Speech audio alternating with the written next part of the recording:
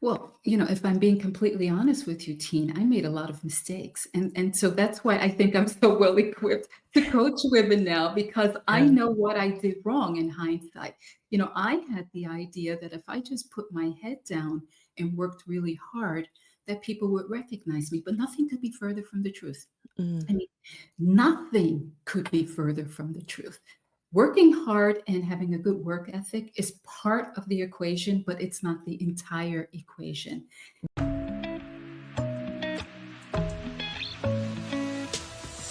Hey, I'm Tine your pivot and pay strategist. I help Black women double their income by leveraging their existing skills. I am all about getting Black women paid, whether you're an employee or a business owner. And you're listening to the Getting Black Women Paid podcast. Let's go.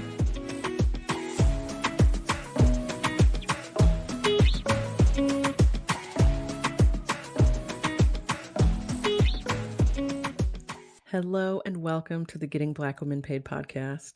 I'm your host, Tine Zekas, international speaker, award-winning author, founder and CEO of Getting Black Women Paid, and your Audacity coach. Today is a guest episode, and I am so excited to jump into it. We are going to be covering imposter syndrome, how to break barriers and build a career that honors your values. And we're going to talk about how our guest went from the Bronx to the boardroom, breaking those barriers all the way. So I'd love to introduce you to our guest. Sharon Ehrlich is an accomplished executive coach, public speaker, corporate trainer, and former IT executive with over 30 years of corporate experience.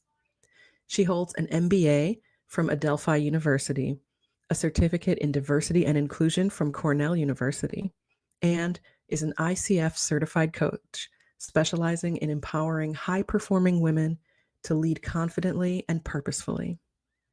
Originally from New York City, Sharon has lived in Vienna, Austria for over 2 decades, giving her a unique perspective as an expatriate navigating personal and professional challenges abroad. Through her signature Living While Leading framework, Sharon helps women in leadership roles redefine success, set boundaries, and align their careers with their values. With a rich background that includes leadership roles at IBM, Citrix, and Veeam Software, Sharon combines her corporate expertise with her passion for mentoring mid-career women and women executives. Her work centers on addressing imposter syndrome, fostering inclusive cultures, and being strategic in living and leading authentically.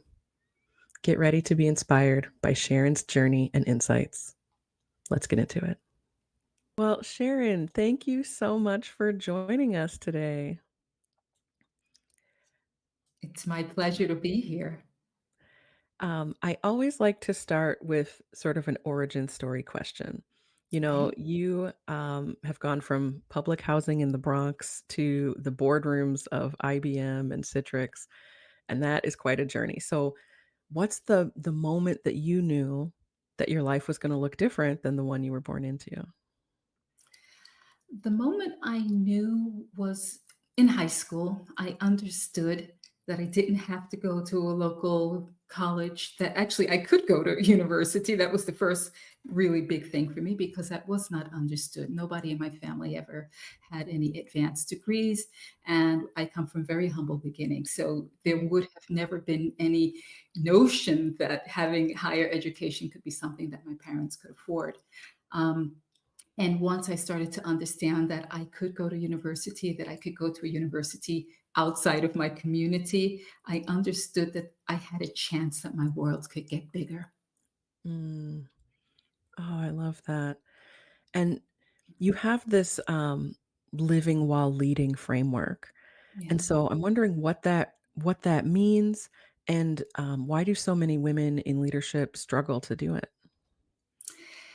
It's quite interesting. When I start a coaching engagement with the women that I work with, I start out with something very foundational, which is doing a profile of them, of their preferences. What are their preferences for communication? What are their preferences for getting information? But equally important, how do others perceive them in the workplace? And this is a psychometric tool that I use that is well established. And this is incredibly insightful because I spend 1 hour reviewing this report with them. And all of a sudden, you can start to see the lights going off in their head. Oh, that's why that happens. Mm, Oh, now I understand myself a little bit better. And I use that as the framework as the basis for the framework and the discussions, because I think it's so important for us to be able to reflect in a very realistic way about who we are and how we relate to people. And yeah. then we start to move on from there to understand what is it that they're trying to achieve and what or who is standing in their way. And Mm. then we spend time working through those things. And so, what I can say is my process involves lots of incremental moves as opposed to one big momentous action that's going to change anything. Because the fact is that if one wants to be strategic about how they're living and how they're pursuing their career, it's usually done in incremental steps as opposed to something, different than that. Oh, I love that. Focusing on incremental steps, I think, can be so important because so many of us have these big, audacious goals. It can Right. be really intimidating to start pursuing that. So I love that you speak to, taking those incremental steps along the way. And you know what else is important about the incremental steps, team, is that you can recognize your wins. Yeah. And most of us, we don't recognize when we're moving the needle, when Mhm. we're moving forward, and we're so unkind to ourselves. And I see this with so many of my clients. But when you make incremental moves and they have to report back to me what they've done, and then I write them a report to show the progress week over week. And I say, you're making progress. Did you recognize that? And Mhm. sometimes this is the first time that they've actually consciously recognized that they're doing positive things because we're very demanding and very hard on ourselves. We're Mm. very forgiving of others, but when it comes to ourselves, we hold ourselves to a completely different standard.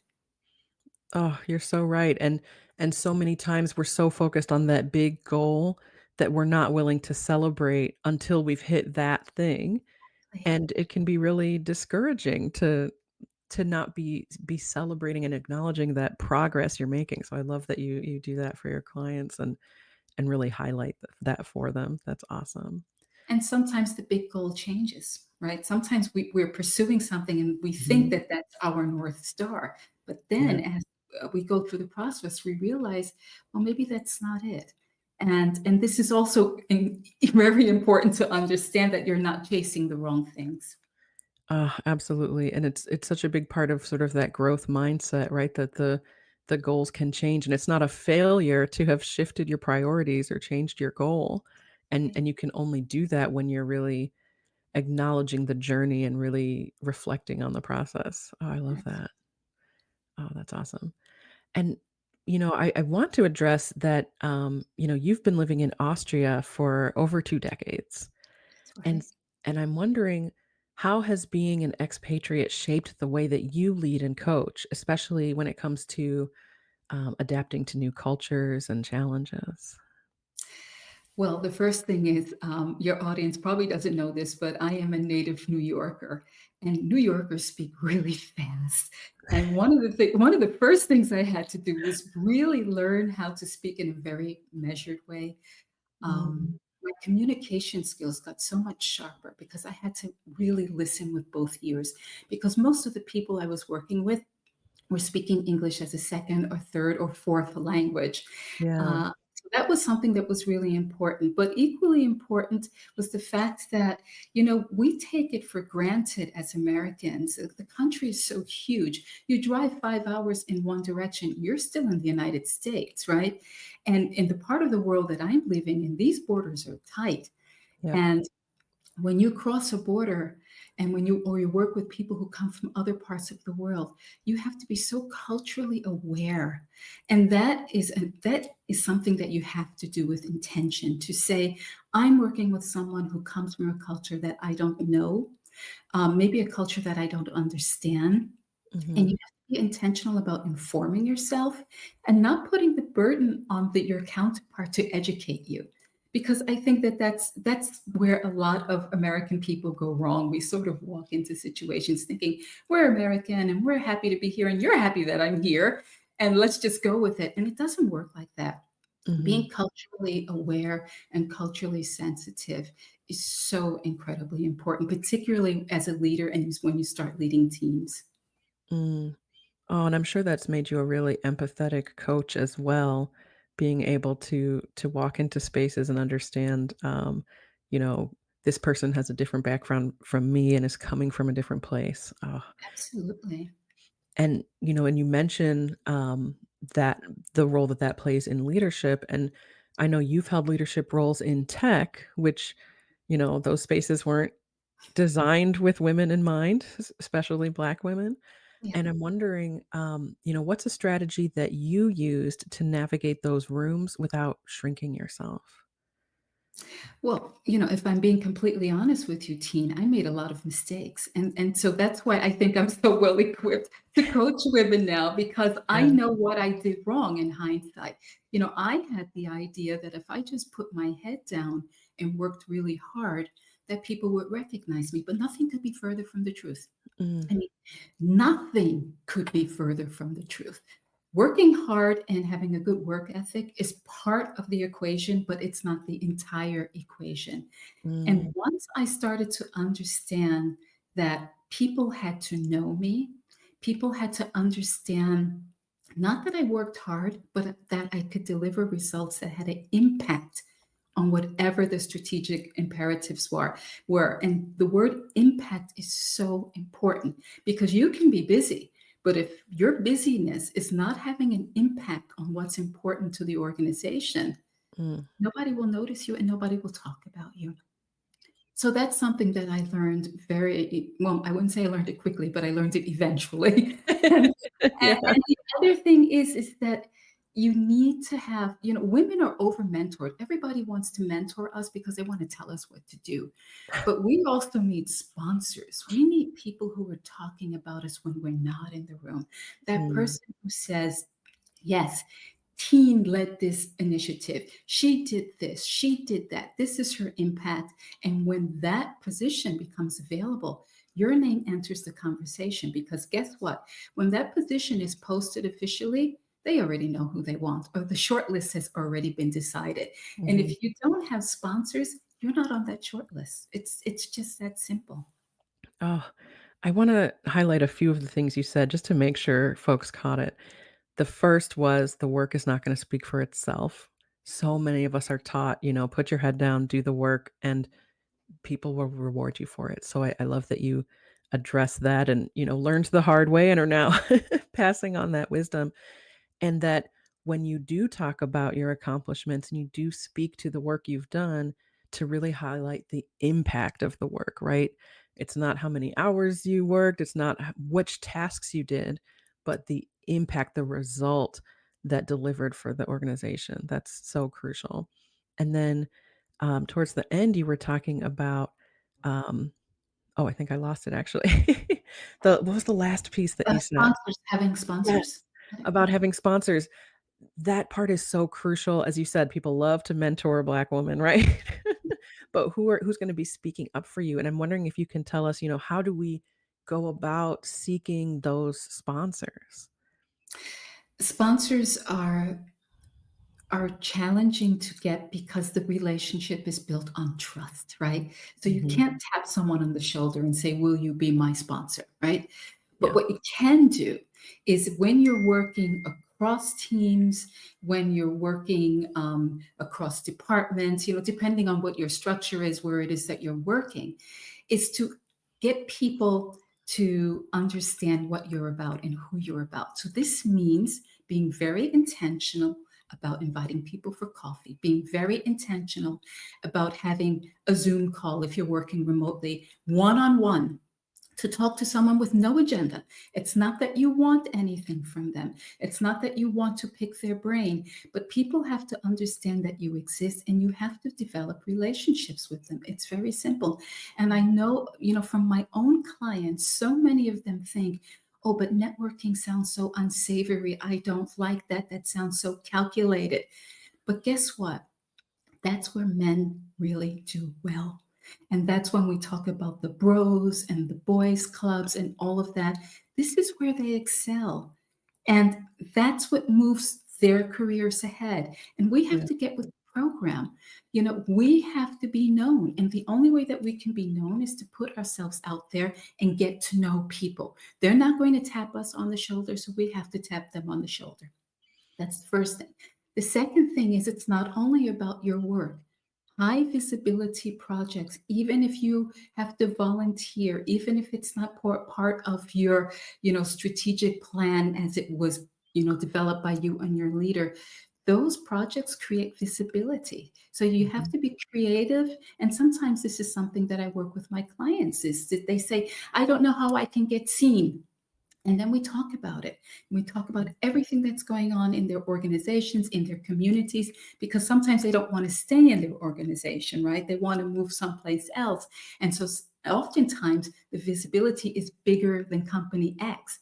The visibility might be across some sort of a network or an association or an industry, and you can do a combination of in person, dialing into events, even being active on LinkedIn. You cannot believe how important that can be in Mhm. helping you meet people.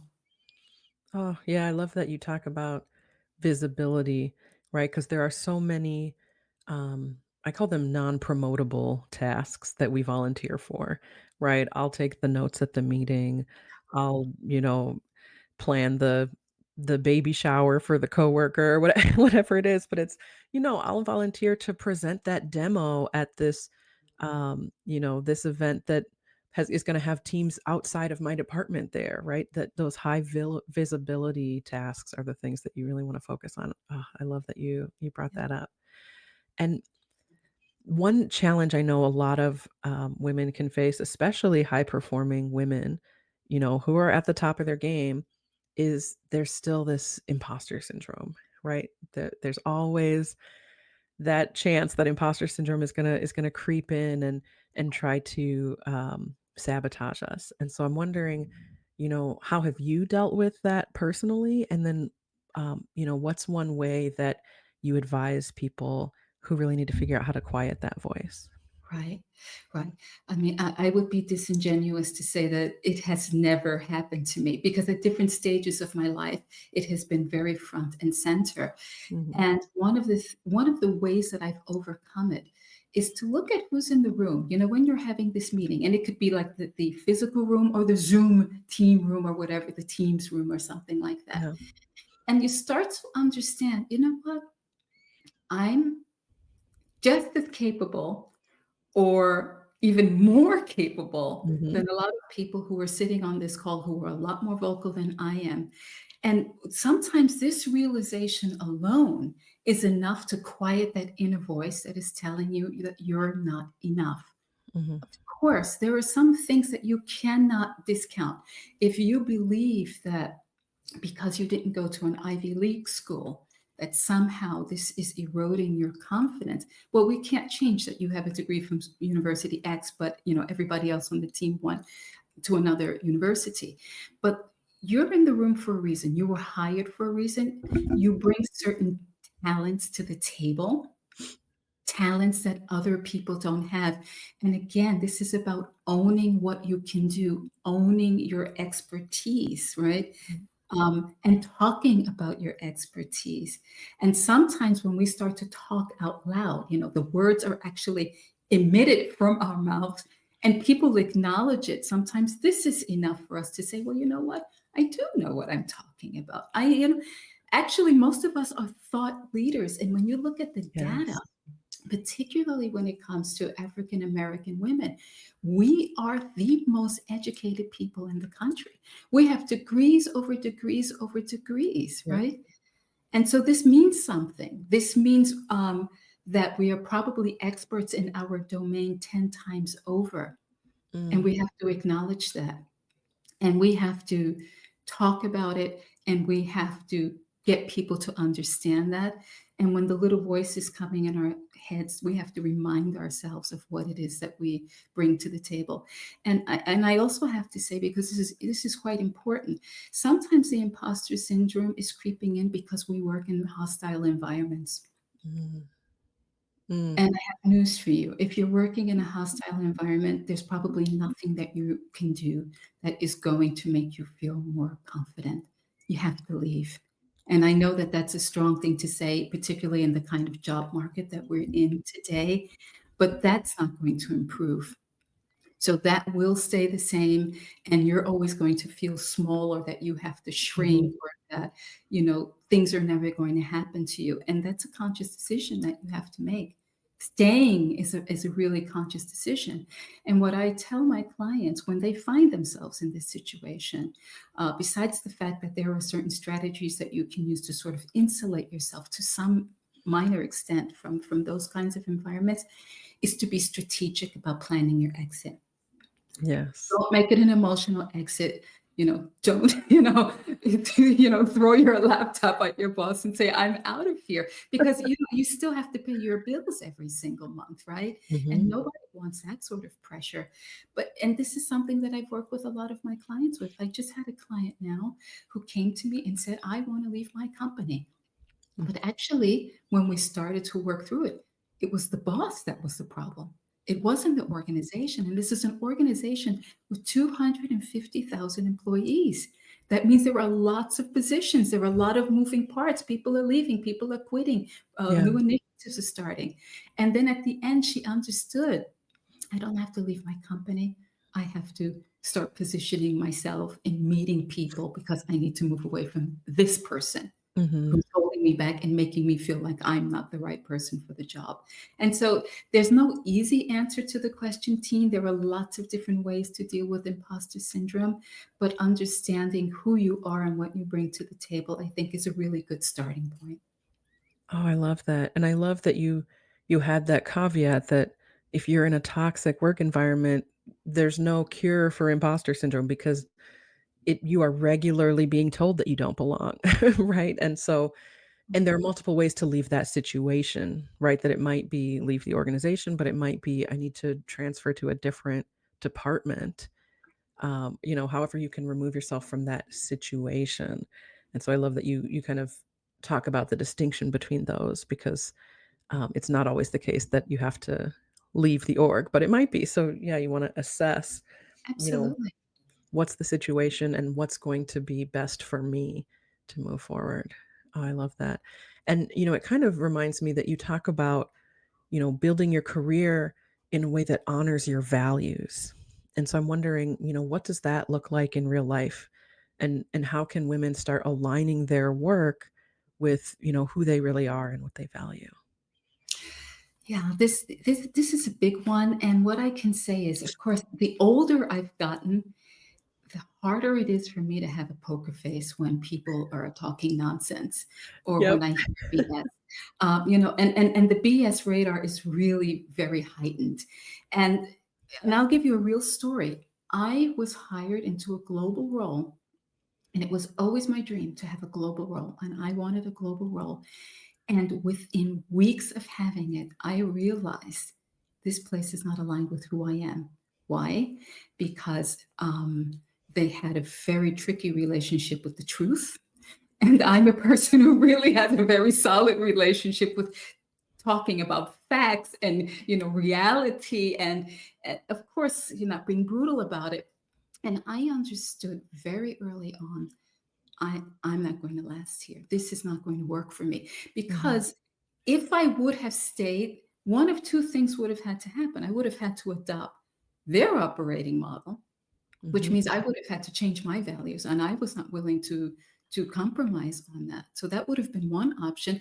The other option would have been to try to always fight it. And you know how exhausting that is if that's part of an organizational culture and Yeah. you're one black lady trying to fight something. It doesn't work. Either, but both of them lead to a really bad outcome, would have led to a bad outcome for me. So I had to walk.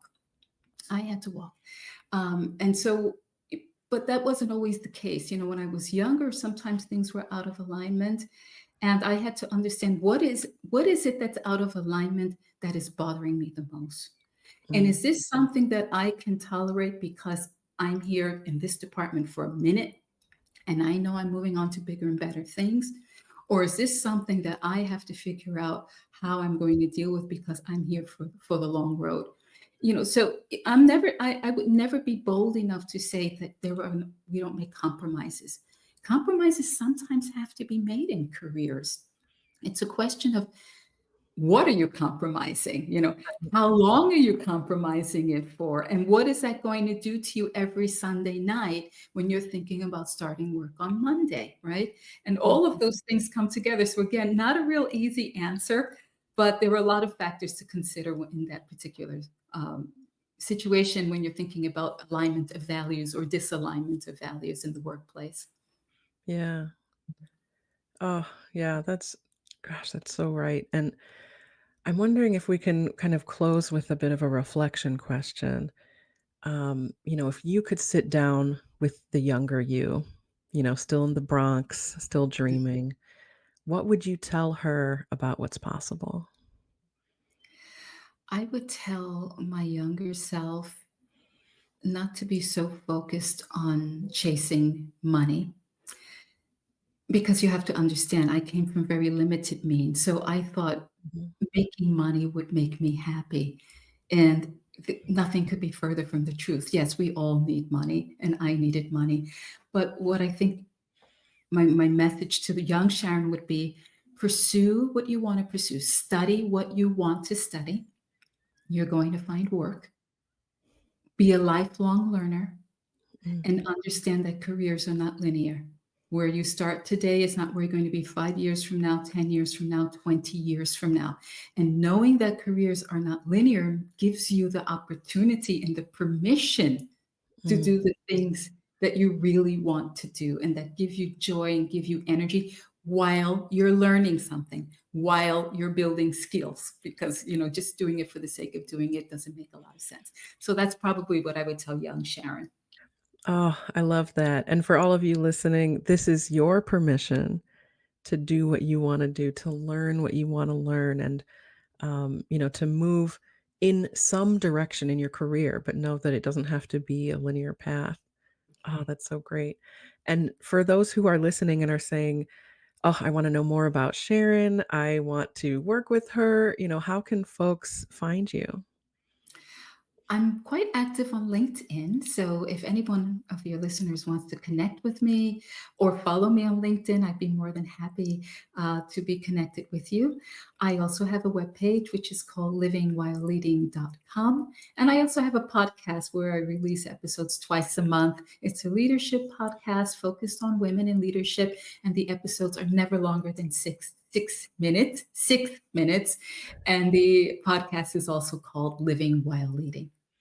Oh, perfect. And we will have all of those links in the show notes as well so folks can find you. But Sharon, I just wanted to thank you for being with us today and for sharing your experience and your wisdom around living while leading, your advice on imposter syndrome, finding those sponsors. I think you've been such a resource for our listeners. So I want to thank you for joining us.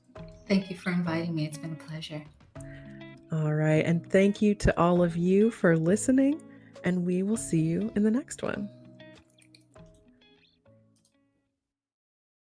Hey, thanks for watching the Getting Black Women Paid podcast. If you enjoyed the conversation, make sure you like and subscribe. And remember to hit the notification bell so you can catch more episodes like this one. And join the conversation by leaving a comment below. Be sure to share this channel with the incredible Black women in your life so we can continue getting Black women paid. All right, we'll see you in the next one.